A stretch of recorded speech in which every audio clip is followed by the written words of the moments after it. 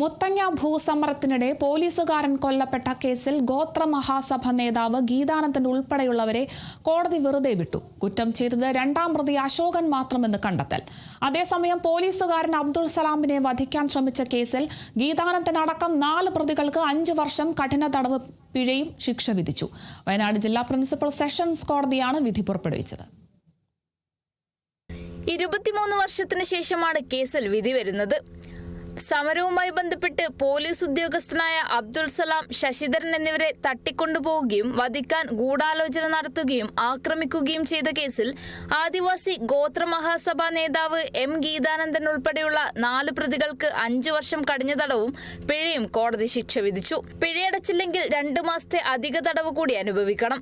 ഗീതാനന്ദൻ, ബിനു, രമേശൻ കൊയ്യാലിപ്പുര, അനിൽകുമാർ എന്നിവരെയാണ് കോടതി കുറ്റക്കാരെന്ന് കണ്ടെത്തി ശിക്ഷ വിധിച്ചത്. അബ്ദുൾ സലാം, ശശിധരൻ എന്നിവരെ തട്ടിക്കൊണ്ടുപോകൽ, വധശ്രമം, ഗൂഢാലോചന നടത്തൽ എന്നീ കുറ്റമുൾപ്പെടെ തെളിയിക്കപ്പെട്ടു. കേസിലെ 1, 3, 5, 11 പ്രതികൾക്കെതിരെ 16 കുറ്റങ്ങളിലായി 19 വർഷം കഠിന തടവും 7 മാസം തടവും പിഴയുമാണ് വിധിച്ചത്. ശിക്ഷ ഒന്നിച്ചനുഭവിച്ചാൽ മതിയെന്ന കാരണത്താൽ 5 വർഷത്തെ ശിക്ഷ മാത്രം അനുഭവിച്ചാൽ മതിയാകും.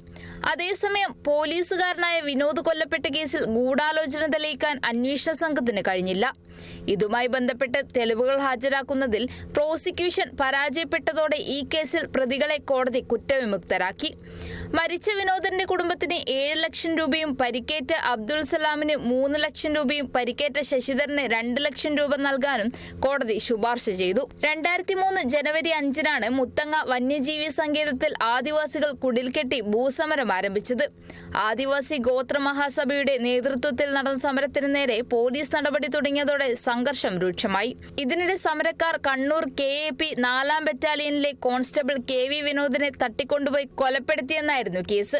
കേസ് ആദ്യം പോലീസും പിന്നീട് ക്രൈംബ്രാഞ്ചും ഒടുവിൽ CBI ചെന്നൈ യൂണിറ്റുമാണ് അന്വേഷിച്ചത്. ഹൈക്കോടതി ഉത്തരവിനെ തുടർന്നാണ് എറണാകുളം CBI കോടതിയിൽ നിന്ന് കേസ് കൽപ്പറ്റയിലേക്ക് മാറ്റിയത്.